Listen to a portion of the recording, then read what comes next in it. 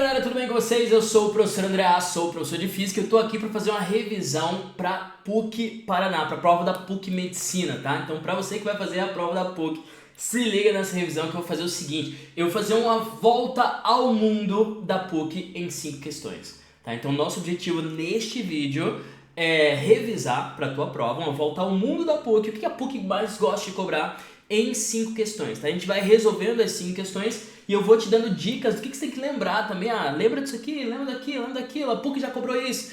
Fechou? Então se arruma na cadeira e vamos lá, meu povo. Pra você que não me segue nas redes sociais ainda, vá lá no Instagram, me siga, @prof.andreastro, fechou? Então, vamos lá, gente. Primeira questão que eu queria fazer com vocês é uma questão de óptica. Óptica, assunto quente na PUC, tá? Então se liga, fica ligado, vamos lá. Uma lente biconvexa de vidro, ele te deu o N do vidro, que é 1,5, imersa no ar, te deu o N do ar, que é 1, isso eu acho que você já sabia, né? Fornece de um pequeno objeto distante 15 centímetros de si uma imagem nítida projetada numa tela que se encontra a 60 centímetros da lente, conforme mostrado na figura a seguir. Essa questão é uma questão que já caiu na prova da PUC, só caiu na prova da PUC geral, tá? Não na prova de medicina, mas é uma questão que revisa bastante coisa, então por isso que eu peguei ela pra gente fazer aqui. Considere, te deu um desenho, né? Considere as alternativas a seguir. Primeiro, considerando a velocidade da luz no vácuo igual a 3/8, no interior da lente a luz se propaga com velocidade igual a 2/8. Tá certo ou tá errado? Então, a primeira coisa que você tem que lembrar é que lentes e espelhos é a mesma coisa, tá? Lentes e espelhos têm as mesmas equações, inclusive. Não é a mesma coisa, né? Porque um é feito por reflexão, o outro por refração. Mas assim, a física por trás é a mesma, os desenhos por trás são os mesmos. Na lente divergente e no espelho convexo, a imagem é sempre menor de direito virtual, por exemplo, sacou? Então, as características das imagens são as mesmas na lente convergente, no espelho côncavo, na lente divergente, no espelho convexo. Se você conseguir atrelar essas duas aí, vai ficar tudo muito mais fácil. Lembrando que para lentes e espelhos, as fórmulas são 1 sobre F igual a 1 sobre P mais 1 sobre P'. F é a distância focal, né? O P é a distância do objeto até a lente ou espelho. E P' é a distância da imagem até a lente ou espelho. Aí temos I sobre O, que é igual a menos P' sobre P. Tem essa equaçãozinha aqui. E tem também essa equaçãozinha que é A igual a F sobre F menos P. Gente, essa equação aqui é a mais poderosa de todas. Essa equação, ela sai das duas juntas, as duas fundidas, sai essa equação aqui, fechou? Então é poderosíssimo, lembre-se dela. E esse A aqui é muito importante que você lembre. O A é o aumento linear, tá bom? Aumento linear. Professor, o que é isso? É quantas vezes a imagem é maior ou menor do que o objeto. Lembre-se também que espelhos e lentes têm jogo de sinal. Tá? Então, foco positivo. Quando que o foco é positivo? Quando o espelho for côncavo ou lente convergente, que são equivalentes, né? Como eu te falei. Convergente. Foco negativo quando o espelho for convexo ou lente divergente, são equivalentes também. Lembrando, sempre, nesses dois casos, espelho convexo e lente divergente, sempre imagem meio de virtude, menor direito virtual, lembre-se disso. Tá, quando que o P' é positivo? P' é positivo quando a imagem é real. Tanto espelho quanto lente. A P' é negativo quando a imagem é virtual. Aí o I positivo, imagem direita. I negativo, imagem invertida. E aqui vem uma partezinha super importante, gente, que é o A pega o mesmo sinal do I. Tá bom? E o A é muito importante que você lembre, porque a maior parte das questões cai, embora essa questão não tenha esse objetivo, mas a maior parte das questões caem se tratando do A. Quando ele fala assim, por exemplo, a imagem é 5 vezes maior e pode ser projetada na parede. Quando ele fala assim, você consegue interpretar essa informação? A imagem é 5 vezes maior, então A vale 5. Só que pode ser projetada, se pode ser projetada a imagem real. Se a imagem real ela é invertida, então A vale menos 5, porque é invertida e 5 vezes maior, menos 5. Então você consegue interpretar. Você conseguindo interpretar, daí você consegue resolver. Fechou? Importantíssimo. Se ele falar assim, a imagem é direita e 2 vezes menor que o objeto. 2 vezes menor, então A vale meio. Meio positivo ou negativo? Ela é direita, então é mais meio.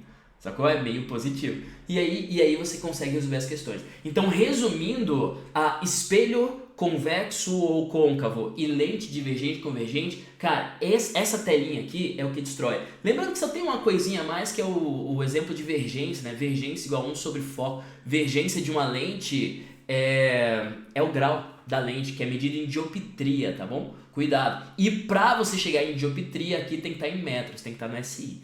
Beleza? Então, resumindo, legal essa partezinha aí, tem isso aqui. Claro que tem mais coisa do que isso, mas essa é a parte que mais cai. Fechou? Aí, além disso aqui, lembre-se da refração, que é isso que ele pede no número 1. Vou apagar aqui, tá bom? Ó, a número 1, ele pede o N. Ele pede a velocidade da luz naquele meio do vidro, né? E daí você tem que lembrar que N, que é o índice de refração, é igual a C sobre V. Aí, ó, vamos calcular? Ele quer saber a velocidade da luz no vidro. Beleza. O índice de refração do vidro é 1,5.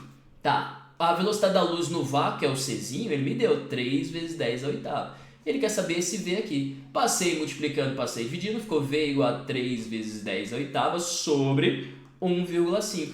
Ou 3 dividido por 1,5 dá 2 mesmo. Então fica 2 vezes 10 à oitava metros por segundo. Então essa aqui está correta, beleza? Mas você tinha que lembrar dessa equaçãozinha aí, que N igual a C sobre V, que nem sempre a galera lembra. E relacionado a isso aqui tem a lei de Snell-Descartes. Caiu refração, desvio, essas coisas todas, lei de Snell é isso aqui, ó. N1 seno de I igual a N2 vezes seno de R. Fechou? Lembre-se que para você resolver qualquer questão de refração, basicamente, que ele te dá ângulo e tudo mais, essa é a equação de Snell aqui. Lembre-se disso aqui, tá? Mas essa 1, ela está correta. Vamos continuar. A 2. A lente em questão exibe sempre comportamento convergente. Sempre comportamento convergente. Mesmo que seja colocado no meio de maior índice de refração que o vidro. Ei, não. A lente, ela é convergente. Lente de borda fina, como tá aqui, ó. Isso aqui é uma lente biconvexa, no caso. A lente de borda fina, no ar, ela é convergente. No ar. Porque no ar, ela tem um índice de refração maior do que o meio em que ela está. Agora, se eu colocar essa lente no índice de refração que o índice é maior do que a lente, o índice de refração do meio é maior do que a lente, daí ela muda de figura. Daí a lente borda fina passa a ser uma lente divergente, sacou? Então depende do meio que você colocar. Depende do meio, cuidado. Então essa número 2 aqui, ela está errada, fechou? Tá errada. Agora número 3, vamos lá. Caso a lente seja afastada 45 centímetros do objeto, então ele te deu uma configuração aqui, ó. Essa configuração, a distância do objeto até a lente, o P, vale 15. O P', ele te deu também, vale 60. A imagem é projetada na tela, então a imagem é real. Sacou? Se tá projetada, ela tem que ser real e ela tem que ser invertida, tá bom? Só de olhar o desenho já sei tudo isso. E essa lente é uma lente convergente. Tá, beleza, prof. Caso a lente seja afastada 45 centímetros do objeto, como que ficaria? Ela afastada 45 centímetros do objeto, ficando a 15 centímetros da tela. Ei, ela afastada 45 centímetros do objeto, ficando a 15 da tela, quer dizer que nessa segunda situação, ó, na segunda situação, o P valeria, se afastou 45, tinha 15, afastou 45, o P valeria 60, tá? E o P' valeria 15 centímetros, na segunda situação, né, que ele fala ali. Aí ele pergunta, a imagem também ficará nítida na tela, Essa é a pergunta que ele faz. Tá, professor, como que eu sei disso? Tem algumas maneiras de fazer, uma mais fácil, outra mais difícil. Mas, ó, eu quero saber se nessa situação a imagem fica aqui, ó, a distância da imagem fica bem certinho em 15 centímetros. Para isso eu posso calcular. Como que eu vou calcular? Eu vou usar 1 sobre F é igual a 1 sobre P mais 1 sobre P'. Daí você fala assim, professor, não tem o foco, ele não me deu o foco. De fato, ele não te deu o foco. Mas ele te deu essa imagem inicial aqui. Então você pode calcular o foco por aqui, ó. 1 sobre F é igual a 1 sobre P, que é 1 sobre 15, mais 1 sobre P', que é 1 sobre 60. Ou o P' é real, se é real, ali é positivo, bonitinho, tá lá. Então você vai calcular o foco aqui, ó. Uma maneira de fazer é calcular o foco aqui, jogar ele aqui, porque a lente é a mesma, então o foco é o mesmo, e daí calcular o P' e ver se bate 15. Essa é uma maneira de fazer. Mas se você olhar com carinho, olha que massa, olha que massa. Na segunda situação fica 1 sobre F, o P vale 60 e o P' vale 15. Dá para notar que essa situação a conta é a mesma? É só inverter ali 1 sobre 15 mais 1 sobre 60 é a mesma coisa que 1,60 sobre mais 1 sobre 15. Então você não precisa fazer a conta, vai dar igual. Sacou? Vai dar igual porque é a mesma conta. Então isso aqui tá correto. Mas se você quisesse, numa outra situação, você poderia fazer essa conta aí, né? Calcular o foco e jogar lá. Inclusive várias questões a PUC já cobrou assim, né? De duas situações diferentes. Ah, tava assim, daí se aproximou. Ou se afastou, ficou assim. E daí o que você faz quando tem duas situações diferentes? Calcula para um, depois calcula para outro. Com calma, de boa, sossegado, você vai lá e resolve. Fechou? Então, a correta 1 e 3. 1 e 3, letra C, é a correta nessa situação. Então, sobre óptica, queria te lembrar desses detalhes, fechou? Se cair uma questão teórica de refração, eu te falo o seguinte, ó. Fica de olho nisso aqui, fica de olho. Se cair uma questão teórica de refração é NF delta V. Cima, cima, cima, baixo. Vamos lá, todo mundo comigo. NF delta V. Cima, cima, cima, baixo. Até mudar de cor aqui, ó. Se cair uma questão teórica de refração, vai cair dentro desse esqueminha, que é o seguinte, pô, quanto maior a frequência da onda, presta atenção nisso aqui, quanto maior a frequência da onda, maior o índice de refração naquele meio. Ou seja, o índice de refração não é o mesmo para todas as ondas. O índice de refração só é o mesmo para todas as ondas no vácuo, que vale 1. O resto, cada cor tem o seu índice de refração. Na água, por exemplo, cada cor tem o seu índice de refração. E quanto maior a frequência, maior o índice de refração. Quanto maior a frequência, maior o desvio quando passa de um meio para o outro. Ou seja, quem desvia mais, o violeta desvia mais que o vermelho, que tem maior frequência. Quanto maior a frequência, maior o desvio. E quanto maior a frequência, menor a velocidade da luz naquele meio. Então, na água, a luz que tem menor velocidade é a que tem maior frequência, que é o violeta, entre a luz visível, no caso, né? Entre as cores visíveis. Fechou? Então, isso aqui, NF delta V. Cima, cima, cima, abaixo. Fica ligado, fica ligado. Então, sobre óptica, era isso que eu queria te lembrar. Essa é a primeira questão. Estamos fazendo, lembrando, uma volta ao mundo da PUC em 5 questões. A primeira foi. Vamos para a segunda. Olha só. A segunda questão que eu quero te mostrar é essa questão de circuito, eletricidade. Eletricidade cai. Gente, eletricidade cai. E a PUC gosta, não sei se dessa vez vai cair exatamente isso, mas eu resolvendo essa questão eu consigo revisar os pontos principais que a PUC adora, tá? Então, ó, a PUC gosta de cobrar circuito RC. Circuito resistor-capacitor. E daí, como que eu resolvo o circuito? Vem comigo, vamos lá. Olha só. Primeiro, considere o circuito elétrico mostrado na figura a seguir, composto por uma bateria ideal, 2 resistores e 2 capacitores, conectados por fios condutores de resistências elétricas desprezíveis. Beleza. Estando os 2 capacitores completamente carregados. Ei, isso aqui sempre vai acontecer, tá? Em todas as questões vai acontecer dos capacitores estarem carregados. Eles não vão carregar na questão, eles já estão carregados. E se isso acontece, quer dizer que não passa corrente para cá. E aí está o grande bizu para você resolver questões de circuito RC, circuito resistor-capacitor. Não vai corrente para lá. Se não vai corrente para lá, você pode tirar os capacitores da jogada a princípio. E o teu circuito vai ficar isso aqui, ó. O teu circuito vai ficar aqui, esse resistor aqui de 2 ohms, né? Que ele chamou de R1. Vai ficar esse resistor aqui de 4 ohms e só. Olha que simples que ficou o circuito. Por quê? Porque o capacitor já está carregado. E todas as questões vai acontecer assim, prof? Vai, todas as questões vão acontecer assim. Ou seja, viu um circuito resistor-capacitor e a PUC já cobrou alguns e alguns gigantescos. E daí o que você faz? Você tira os capacitores da jogada. Ah, é, prof? É. E qual que é o teu objetivo? O teu objetivo é calcular sempre, tá? A diferença de potencial nas extremidades dos capacitores. Porque, ó, pensa comigo, qual que é a fórmula principal de resistores? A fórmula principal de resistores é URI. E qual que é a fórmula principal de capacitores? Já lembrando para você que talvez não lembre, é QQ. A fórmula principal de capacitores é QQ. O que tem em comum entre os dois? É o U. Então, se você calcular o U dos resistores, ou seja, o U entre o ponto A e o ponto B, você vai calcular o U entre o ponto A e o ponto B no capacitor. E daí você pode usar a equação e calcula o que ele quiser. Fechou? Então o teu objetivo é tira os capacitores e calcula o U equivalente às extremidades do capacitor. Nesse caso, eu vou calcular o U nesse ponto A e nesse ponto B aqui. Fechou? E daí vamos resolvendo e a gente vai revisando à medida que vai resolvendo. Beleza, o que ele quer saber? Ele quer saber a energia armazenada no capacitor C1. A energia armazenada nesse capacitor aqui C1, fechou? Então vem comigo, vamos lá. Primeiro, tira o capacitor da jogada. Daí fica um circuito super simples, né? Que é esse circuito aí de resistores. Aí, ó, eu posso calcular a resistência equivalente. Pô, esses dois caras estão em série, somos dois, né? Então vai ficar a resistência equivalente, vai ficar assim, ó. Vai ficar um cara de 6 ohms.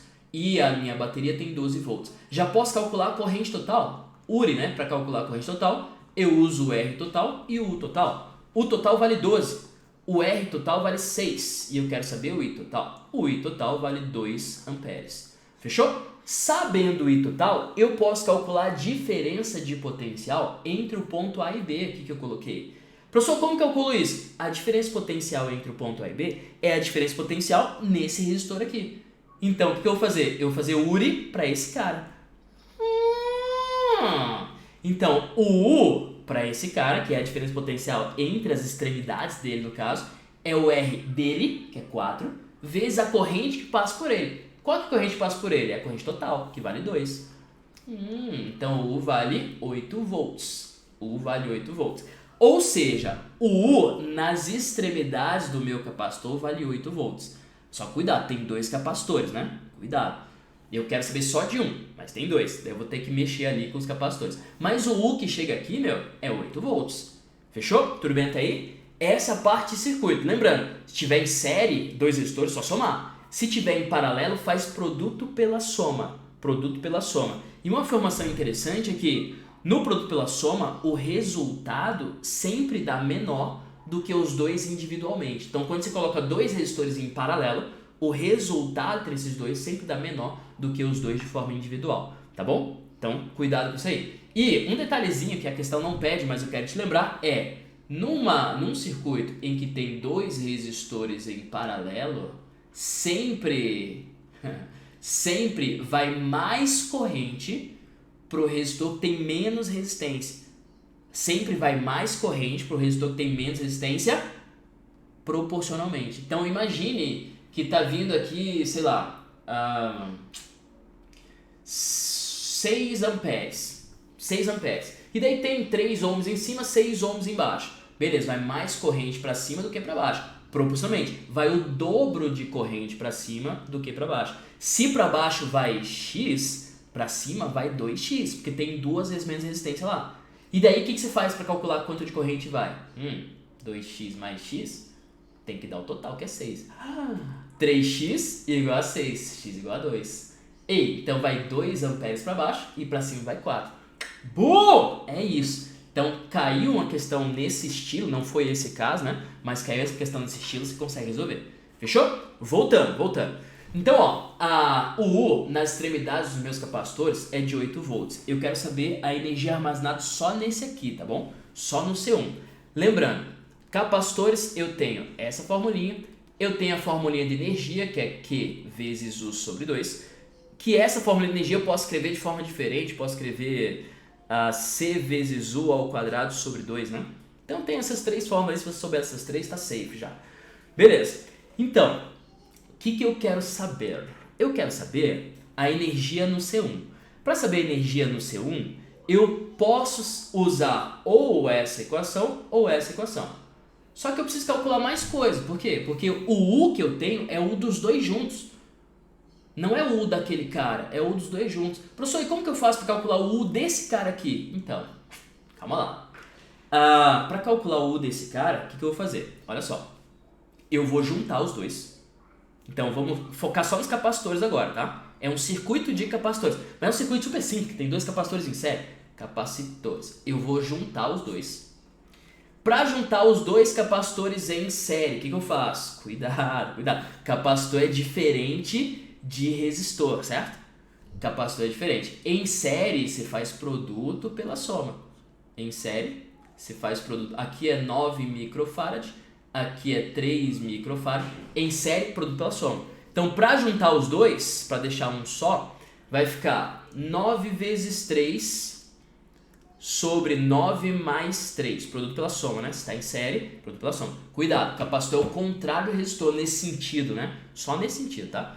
9 vezes 3 dá 27, professor. E 9 mais 3 dá 12. E 27 sobre 12 vai dar quanto? Deixa eu fazer aqui rapidinho, peraí.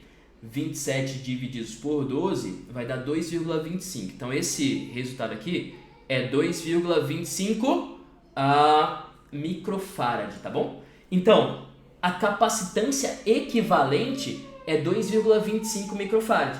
Daí eu posso calcular agora o quê? A quantidade de carga que fica armazenada aqui. E para calcular a quantidade de carga, o que eu faço? Eu faço Kiku, ó. Kiku. O quê? Vamos lá, quero calcular. A capacitância equivalente, 2,25 vezes 10 a micro 10 menos 6, né? E o total vale 8 volts. Daí fica 2,25 vezes 8. Isso aqui dá 18. Então o que? É 18 vezes 10 a menos 6 coulomb. Ó, calculei o Q dos dois. Ei, só que eles estão em série, eles têm o mesmo Q. Então o Q que está aqui é o mesmo Q que está aqui, que é 18 vezes 10 a menos 6. Sacou? Se o Q é igual, eu posso calcular o U. E daí eu jogo aqui a energia e acabou. Então eu vou calcular o U do capacitor C1. Vamos lá. QQ só para o C1, se liga. QQ só para o C1. O Q é 18 vezes 10 a menos 6. O C é 9 vezes 10 a menos 6. E o U, quero saber. Passei dividindo, ó. 18 sobre 9 dá 2, né? 2 volts. Então, dos 8, 2 fica aqui, ó. 2 volts. Aí, finalmente, agora, claro que tem maneiras diferentes de fazer, tá? Eu tô primando pela maneira que te dá mais a revisão. Mais revisão. Tá. Agora eu sei o U. Agora eu sei a capacitância. Daí, para calcular a energia, fechou. Finalizando, vamos lá. Zoneei um pouco a resolução, né? Mas acho que deu para entender. Finalizando. Eu quero calcular a energia do 1. E a energia do 1 é CU ao quadrado sobre 2. A capacitância é 9 vezes 10 a menos 6, 9 microfarads. O U é 2 elevado ao quadrado, isso tudo sobre 2. Daí fica 2 ao quadrado, 4 sobre 2 dá 2. 2. 2 vezes 9, 18. Então fica 18 vezes 10 a menos 6, que é 18 microjoules, tá bom? Então a resposta, letra A, 18 microjoules. Parece assim, pra você que talvez não esteja acostumado, esteja me vendo aí, isso é muito trabalhoso. Não é, meu. Não é, porque eu fiz devagarinho, expliquei outras coisas, inclusive, mas não é. Qual que é o teu primeiro objetivo? É tirar o capacitor. Tira o capacitor, aí fica um circuito normal de resistor e geralmente um circuito fácil. Tá, daí teu objetivo é calcular a diferença potencial ali nas extremidades do resistor, que é igual nas extremidades do capacitor. Calculou U, daí virou uma questão de capacitores normalzinho, sacou? Só lembra também de algumas equações aqui, nessa questão de resistores. Pô, lembra das fórmulas de potência, né? Pio, piriri, pururu. Lembra dessas formulinhas de potência, você pode usar também a qualquer momento. Lembra da fórmula de a corrente elétrica. Corrente elétrica é a quantidade de carga que passa num fio num certo tempo. É o kit, né? Essa formulinha aqui é o kit. Então, quando ele falar de corrente elétrica e falar de tempo, é kit, essa formulinha aí. E lembra também da equação de potência, equação geral, potência igual energia por tempo. E para você calcular conta de luz, famosas, né? Você usa, passa o tempo para lá multiplicando, potência vezes o tempo. Então lembra desse formulário aqui para você ir municiado para a tua prova, tá bom? Se você quiser calcular a conta de luz, vai ter que usar a potência em quilowatts e o tempo em horas. E daí a energia vai ser quilowatts-hora. Beleza? Tudo bem? Então sobre eletricidade, era isso aí que eu queria te lembrar para essa tua prova, tá? Vamos lá. Segunda questão, check. São 5. Volta ao mundo da PUC em 5 questões. A segunda foi, né? Vamos para a terceira. A terceira é ondulatória. Gente, vamos lá. De ondulatória, o que você tem que lembrar? Primeiro, a fórmula geral do ondulatório. V igual a lambda vezes F. Essa aqui você tem que lembrar. Lembrando que V é a velocidade da onda, que depende de quê? Única e exclusivamente do meio. Então, o V só depende do meio em que a onda está se propagando. É refração, né? Aquele esquema de refração.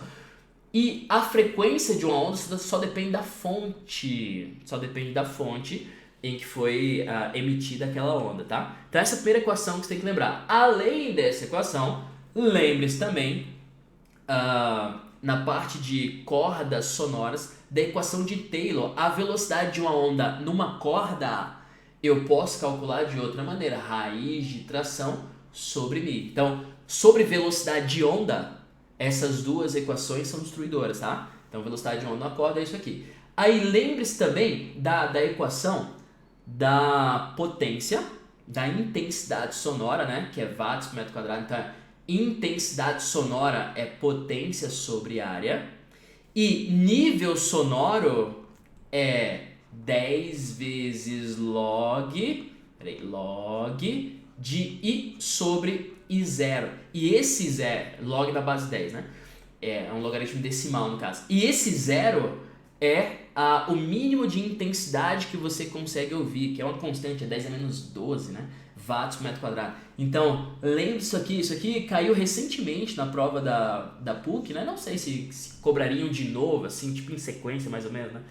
Mas é legal você ter em mente aí. E caiu, mas quando caiu ele te deu a equação, tá? Porque não é uma equação um tanto fácil de lembrar, né? Mas ele te deu, ele te ajudou aí. Mas lembre-se dessas 4 equações aí para parte ondulatória, tá bom?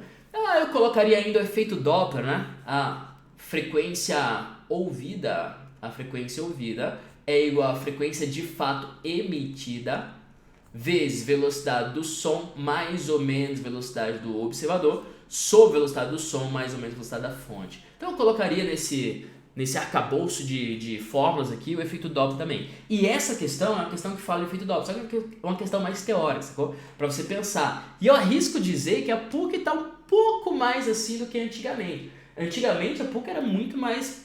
Era conta. Agora tá um pouco mais...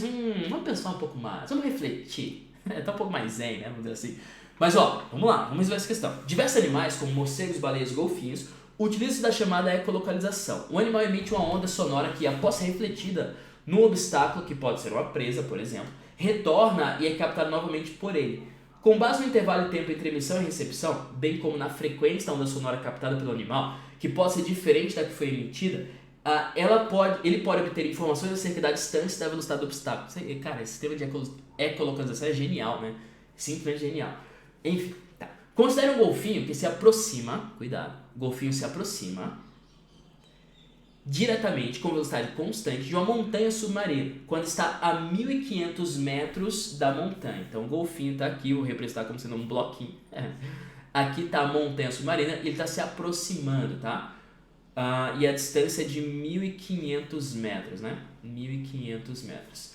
A frequência emitida pelo estalido é de 100 kHz, cuidado com as unidades, tá bom? E o comprimento de onda é de 15 milímetros na água. E continua a deslocar-se com a mesma velocidade. Tá, a respeito do escrito é recorrente afirmar aqui. Letra A, vamos lá. A frequência da onda sonora captada pelo golfinho após ser refletida no obstáculo é igual a 100 kHz.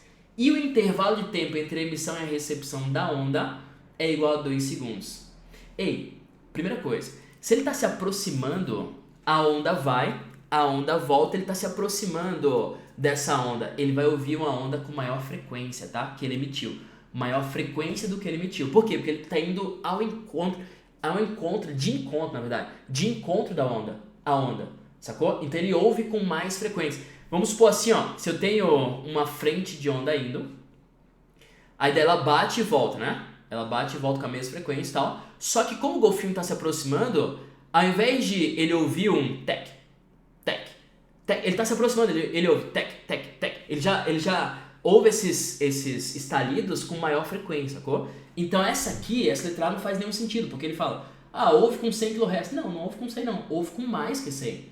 Letra B, a frequência da onda sonora captada pelo golfinho após ser refletida no obstáculo é menor do que 100. E o intervalo de tempo entre emissão e recepção da onda é maior do que 2 segundos.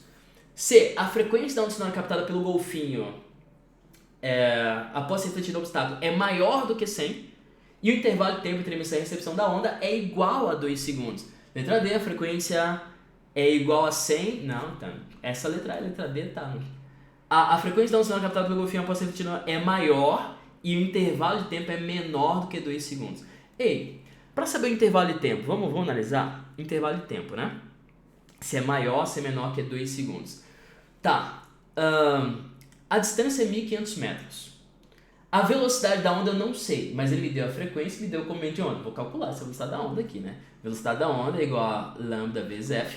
A velocidade da onda vai ser o comprimento de onda, que é 15 vezes 10 a menos 3. Transforma para metro. 15 vezes a menos 3. E a frequência é 100 vezes 10 a terceira, que é 100 kHz, né? 10 a menos 3, 10 a terceira, foi. E 15 vezes 100 dá 1.500. Então a velocidade da onda lá na água é de 1.500 metros por segundo. Ou, pensa o seguinte, pensa comigo. Se a distância a princípio é de 1.500, porque ele está se aproximando, né? Ele fala ali, considera o golfinho que se aproxima diretamente com velocidade constante de uma montanha submarina. Tá, se ele tivesse parado, a distância é 1.500. O som levaria 1 segundo para ir e 1 segundo para voltar. 2 segundos. Certo? Se ele tivesse parado, o tempo de recepção de ida da onda e volta da onda. 2 segundos. Só que ele está se aproximando. Se ele está se aproximando, quer dizer que a onda pode até demorar 1 segundo para ir, mas para voltar, ele não vai estar no 1.500, mas vai estar mais perto. Então demora menos que 1 segundo. Ou seja, demora menos que 2 segundos no caso. Então, o intervalo de tempo entre emissão e recepção da onda é menor do que 2 segundos. A letra C já cai fora. Porque ele falou que é igual, né, a 2 segundos. Ficamos entre B e E, só que é menor do que 2 segundos, né? Menor. E a frequência que ele ouve é maior do que 100 kHz. Então, resposta, letra E, no caso. Essa é a resposta. Fechou? Tudo bem? Você entendeu? Então, letra E é a resposta. Ele ouve a frequência da onda sonora captada pelo golfinho após refletir no obstáculo é maior do que 100. Fechou? E o intervalo de tempo entre emissão e recepção da onda é menor que 2 segundos, fechou? Então a questão, é mais reflexiva, você não tinha que batalhar ali no efeito Doppler para calcular, sacou? E talvez seja a tendência da PUC, tá? Então se liga, não tenha medo das questões quando você chegar na prova, nem deixe física por último, por favor. Beleza, a próxima. Próxima questão é a penúltima no caso, é a questão de termo. Questão de termo, o que mais cai? Vamos lá, gente. Para a feira de ciência, um grupo de estudantes decide utilizar a luz solar em um espelho côncavo para aquecer uma massa 100 gramas e aquecer massa... falou em aquecer é que macete, né? Não tem pra onde correr. Aquecer é que macete. Falou em mudar de fase, daí que mole, né? Que mole. Beleza, mas é aquecer é que macete. Que se encontra a temperatura ambiente de 20 graus.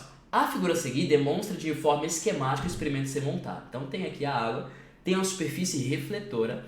A fim de experimentar de forma idealizada, a superfície refletora é iluminada a uma taxa constante de 800 watts por metro quadrado. Gente, isso aqui é tendência, é questão trend. Saiba fazer, é por isso que eu escolhi exatamente essa questão. É uma questão de eu tenho que aquecer alguma coisa. Ele pode inclusive associar a um resistor isso aqui, tá? Ele pode associar a um resistor, daí você calcula a potência do resistor, piu, piriri, pururu, calcula a potência do resistor, porque o resistor serve para esquentar. Então você pode usar um resistor para esquentar a água. Calcula a potência do resistor e usa aqui da maneira que a gente vai fazer agora, sacou? Então, questão trend, se liga. Tá, 800 watts por metro quadrado em um espelho cuja área reflexiva equivale a um espelho plano circular de raio 10. Ele me deu o raio e falou que esse espelho é como se fosse um espelho plano circular, tá? De raio 10. Interessante. E eficiência de 40%. O que é essa eficiência de 40%? É tipo assim, tá chegando a 800 watts. Só que eu só uso para esquentar a água 40%. Isso é eficiência. Fechou? Tá. Considere que toda energia refletida pelo espelho seja absorvida pela água. Toda energia refletida pelo espelho é os 40%, tá? Após quantos minutos a água atinge a temperatura de 40 graus Celsius? Beleza. Como que eu resolvo? Vamos organizar nosso raciocínio. Esse tipo de questão é a questão mais clássica de todas, tá? Organizemos o raciocínio. Primeiro, eu quero aquecer a água. Tá, eu quero aquecer água de 20 até 40 graus, inclusive. Eu já posso calcular quanto de energia eu preciso para aquecer essa água. Então, Q é igual a massa de água 100. O calor específico da água, ele me deu 1 caloria por grama de grau Celsius, e a variação de temperatura é 20. Beleza. Então, eu preciso de quanto de energia? 100 vezes 20, é 2.000, né? 2.000 calorias. Só que as unidades não estão batendo. Cuidado, porque watts Quando a gente fala watts, watts é a mesma coisa que joules por segundo, tá? Watts é joules por segundo. Então eu vou transformar isso aqui para joules. Professor, como você vai fazer isso? Ele te deu aqui a transformação. Uma caloria, 4,2 joules. Então eu vou só multiplicar por 4,2. 2.000 vezes 4,2, 2.000 vezes 4,2, vai dar 8.400 joules, fechou? Então, para esquentar a água, que é o que eu quero fazer, eu preciso de 8.400 joules. Mas daí vem a pergunta, da onde que vem essa energia? Olha a estrutura de raciocínio. Tá, eu quero esquentar. Beleza, eu preciso disso aqui para esquentar, 8.400. Agora, da onde que vem? Vem lá do espelho. Aí, vamos lá. Quanto que o espelho me dá de energia por segundo? Essa é a pergunta que eu tenho que responder. Pô, daí você pensa, ó. Chega no espelho 800 watts por metro quadrado, ou seja, 800 watts para 1 metro quadrado. Aí vem a pergunta, pô, o espelho tem quantos metros quadrados? Aí vamos calcular, né? Se ele é um espelho plano circular, aí eu posso calcular por πr ao quadrado. Ah, professor, por isso que ele deu π igual a 3? Foi, por isso que ele falou π igual a 3 ali. Então, π igual a 3, esse aqui é a área do espelho, né? Π igual a 3, o raio é 10 centímetros, cuidado, 10 centímetros é 10 vezes 10 a menos 2, fechou? 10 vezes 10 a menos 2, isso elevado ao quadrado. Então fica 3 vezes 10 ao quadrado, 10 quadrado, 10 a menos 2 ao quadrado, 10 a menos 4, né? 10 a menos 4. 10 ao quadrado com 10 a menos 4 dá 10 a menos 2, fechou? Então fica 3 vezes 10 a menos 2. Essa é a área, metros quadrados. Essa é a área do espelhinho. Belezinha? 3 vezes menos 2. Então, ó, voltando pra cá. É 800 watts para 1 metro quadrado. E para 3 vezes 10 a menos 2 metros quadrados? Quantos watts chega? Quantos joules por segundo chega? Porque watts é joules por segundo, sacou? Se você não lembrava disso, não sabia, anote em algum lugar porque é muito importante. Watts é joules por segundo. Beleza, vou fazer a continha. Faço cruz, faço credo, fica chess. Igual a 800 vezes 3, 800 vezes 3 vai dar 2.400. 2.400 vezes 10 a menos 2, né? Isso aqui, 10 menos 2, corta esses dois zeros, fica 24 watts, tá chegando lá, 24 watts, é isso, né? Então 800 para 1 metro quadrado, para 3 vezes 10 a menos 2, que é 0,03, 800 vezes 0,03 dá 24 watts. Beleza, então tá chegando 24 watts, só que calma. 24 watts, só que a eficiência é 40%. Então só vai esquentar a minha água 40% disso. Quanto que é 40% de 24? Vamos lá. Então 24 vezes 0,4, isso aqui é o 40% no caso, né? 24 vezes 0,4 vai dar 9,6 watts. Ei, então tá chegando para esquentar ali 9,6 joules a cada segundo. Só que precisa de quanto? Eu preciso de 8.400. Então quantos segundos ou minutos? Aí terminou a questão, acabou a questão. Vamos lá, vou juntando tudo, ó. Juntando tudo. Beleza. Tá chegando 9,6 joules em 1 segundo. Só que eu preciso de 8.400 joules. Quantos segundos então? X. Faço cruz, faço credo. Fica 9,6x igual a 8.400. 8.400 divididos por 9,6. Divididos por 9,6. Vai dar 875 segundos. É isso aqui, ó. Tá, e para minutos, professor? Divide por 60, né? Dividido por 60. Divididos por 60. Isso aqui vai dar 14,6.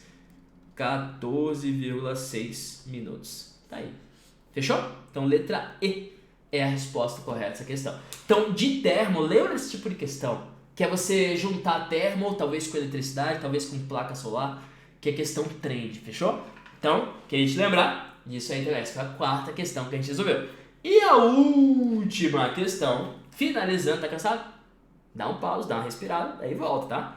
A última questão é a questão de mecânica, né? Questão de mecânica. E para a questão de mecânica eu escolhi essa questão porque tem várias variáveis na mesma questão, tá? Questão lindíssima da PUC. que fala o seguinte: o motor elétrico é utilizado para tracionar uma carga de massa 50 kg com velocidade constante. E é questão de bloquinho e tem um detalhe. Ele fala que a velocidade é constante. O que significa a velocidade ser constante? Significa a força resultante igual a zero. Gente, se leu isso na prova, escute a minha voz ecoando pelo teu cérebro. Velocidade constante, força resultante igual a zero. Fechou? Força resultante igual a zero. Vai ficar mais fácil a questão. Se a velocidade é constante, fica mais fácil a questão. Daí ele fala: sabes que o motor está ligado a uma fonte de tensão 200 volts, sendo percorrido por uma corrente de 15 amperes. Para a função de tracionar a carga apresentada, o rendimento apresentado pelo dispositivo é de 80%. Ó, ele misturou mecânica com elétrica. Mas deixa eu te falar uma coisinha. Quando ele mistura coisa assim, a ponte de ligação, até com termo, sempre é a potência. Por quê? Potência é energia, aí vem energia elétrica, energia mecânica, a ligação está na potência, fechou? Por isso que a gente deu o U e o I, porque daí você calculou potência. Beleza. Considera a aceleração da gravidade igual a 10 metros por segundo, o coeficiente de atrito é 0,2, seno de θ, cosseno de θ e tal. Ele pergunta: qual que é o valor mais próximo da velocidade constante desenvolvida pela carga durante sua tração pelo motor elétrico? Beleza. Quero que você lembre dessa questão. Primeira coisa, a gente já sabe que tem potência envolvida, né? E eu vou calcular a potência aqui desse motor. Potência do motor vai ser, π, né? Ele me deu tudo. O I vale 15 amperes e o U vale 200. Então a potência do motor eu já sei, é 15 vezes 200. E 15 vezes 200 vale 3.000 watts. Fechou? Que é joules por segundo, lembre-se disso, por favor. Então 3.000 watts. Só que o rendimento é de 80%, ou seja, ele só utiliza para levantar a carga ali 80% disso. Então vamos saber quanto que vale 80% disso. 3.000 vezes 0,8 vai dar 2.400 watts. Tá, essa é a potência mecânica que ele vai utilizar para levantar todo o esquema. Aí, quero te lembrar de alguns detalhes. Potência na mecânica, qual que é a fórmula? É trabalho sobre tempo. Potência, trabalho é energia. Trabalho é energia, né? Energia sobre tempo. Potência é watts, watts é joules por segundo. Tá, e o trabalho é o quê? É força vezes deslocamento. Olha que massa. Sobre ΔT. Pouca gente lembra disso aqui, ó. Trabalho, força vezes deslocamento. Tá, só que daí quando eu coloquei isso aqui, ó, deslocamento pelo tempo é velocidade média. Que velocidade constante e velocidade média é a mesma coisa. Então potência igual a força vezes velocidade. A potência que ele utiliza eu já sei, 2.400. Eu quero a velocidade. Só precisa saber a força. Com qual força ele vai tracionar ali? Daí virou uma questão de bloquinho, sacou? E a questão de bloquinho, como que você resolve? Separa o bloquinho, desenha as forças que estão agindo no bloquinho. Então nesse bloquinho eu tenho normal, eu tenho PY, porque é um plano inclinado, né? Eu tenho PX, eu tenho, tá subindo, né? Então tem um atrito para cá, FAT, força de atrito. Eu tenho a tração para cá para cima, e ele tá subindo com velocidade constante, hein? Se ele tá com velocidade constante, quer dizer que força resultante igual a zero. Quer dizer que a normal é igual a PY e a tração é igual ao FAT mais PX. Você sentiu a ideia de ser velocidade constante? Se é velocidade constante, força resultante igual a zero ficou mais fácil. É só igualar, força para lá igual para cá, força para cima igual para baixo, acabou.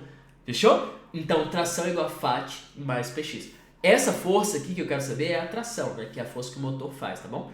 Então eu preciso saber dessa tração aqui. Vamos lá. Para saber essa tração, é FAT mais PX. Tá, para saber dessa tração, vamos calcular. O FAT. O FAT é μ vezes normal. Normal se anulou com PY, normal é igual a PY. É μ vezes PY. Esse é o FAT. E o PX PX está descendo. PX está descendo. PX é P seno. Então P vezes seno daquele θ lá. Beleza. Tração vai ser, o μ vale 0,2, ele falou, né? 0,2.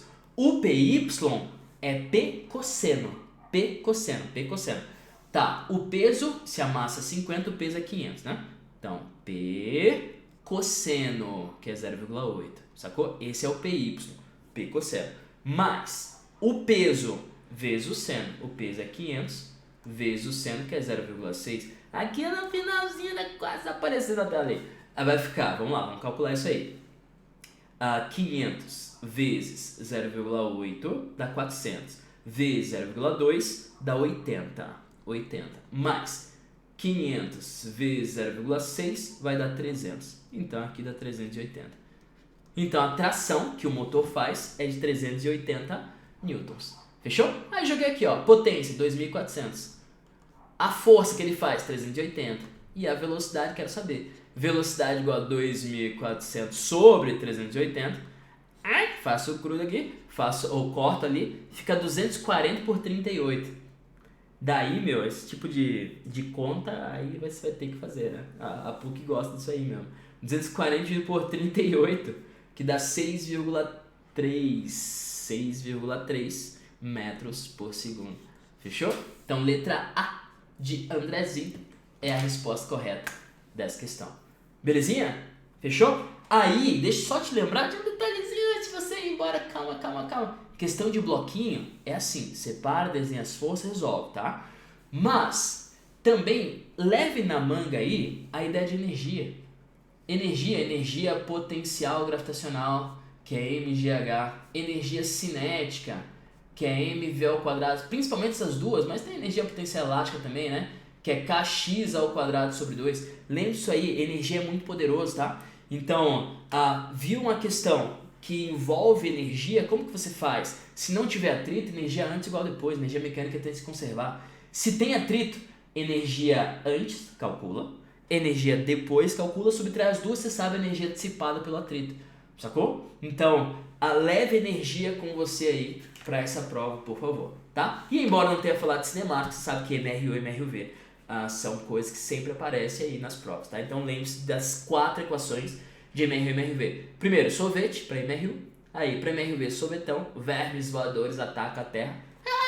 V igual a V0 mais AT, né? E Torricelli, que é V ao quadrado, V0 ao quadrado, 2A, delta S. Fechou? Então, volta ao mundo da PUC em 5 questões. Eu espero que você tenha aproveitado, espero que você tenha relembrado várias coisas. Essas são as partes mais importantes. É claro que eu não revisei tudo, que não dá, né? Eu tenho um curso específico para PUC, eu revisei tudo que pode cair.